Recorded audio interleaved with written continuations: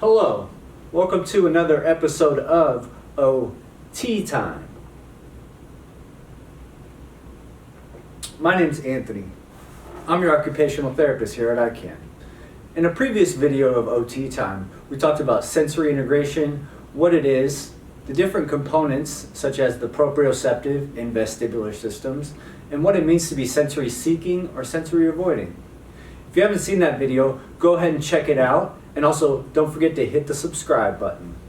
Today we're going to talk about sensory integration strategies that you can use at home, otherwise known as a sensory diet.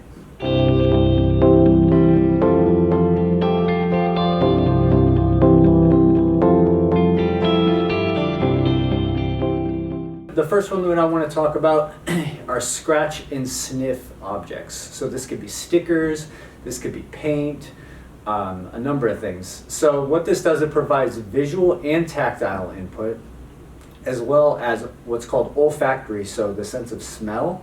And a fun fact, the sense of smell is the closest one tied to memory and emotions. So if you get a positive association with the smell of a certain activity, you get a positive association with maintaining regulation and that sensory input. Another option for a sensory integration strategy is Plato. Plato provides tactile and proprioceptive input within the hands, and it also doubles as a fine motor strengthener, which is pretty sweet. There's a number of homemade recipes if the kiddo is aversive to the standard smell of Play-Doh, or if they might try to eat it. That happens from time to time. Another good option is Twister. Twister is super fun, also provides a lot of proprioceptive and vestibular input by the twisting of joints and muscles, as well as joint compressions, moving the head and body in different spaces.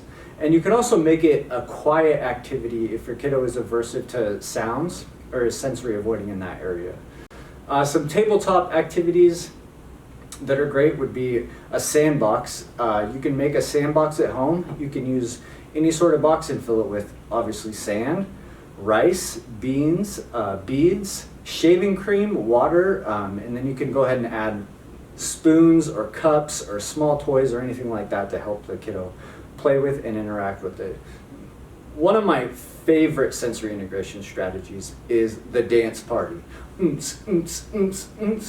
Yeah, pretty fun. That provides visual and auditory input, as well as vestibular and proprioceptive input. It's a great strategy for sensory seeking kiddos. They love it.